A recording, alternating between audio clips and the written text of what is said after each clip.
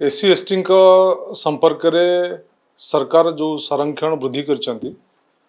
स्वागत करुच्ची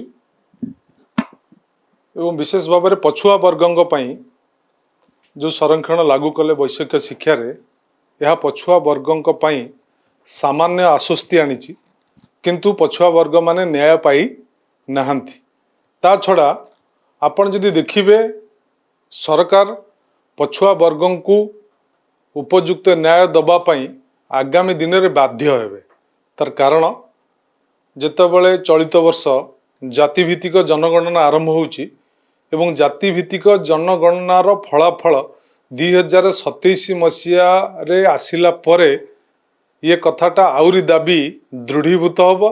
एवं दाबी आउरी उठिब जे पछुआ वर्गों को उपयुक्त न्याय मिलू, उपयुक्त संरक्षण मिलू। सरकार वर्तमान वैषयिक शिक्षा रे संरक्षण व्यवस्था लागू करचंती। मु तो व्यक्तिगत हिसाब से सरकार को अनुरोध करी अंतत पक्षे सरकार ये वैषयिक शिक्षा ठरू आरंभ करी सरकारी चाकरी ठरू आरंभ करी बेसरकारी चाकरी रे मध्य ये संरक्षण व्यवस्था लागू करिवार आवश्यकता अछि।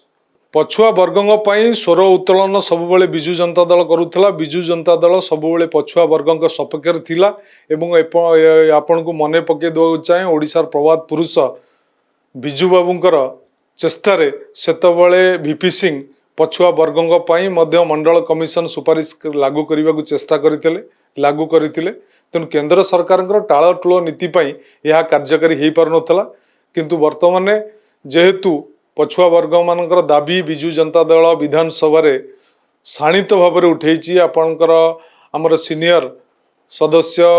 पूर्वतन मंत्री राजा स्वाई हूँ अरुण भाई हूँ मु भी हुए एवं जो माने ओबीसी मानक संरक्षण दवाई दाबी करुँच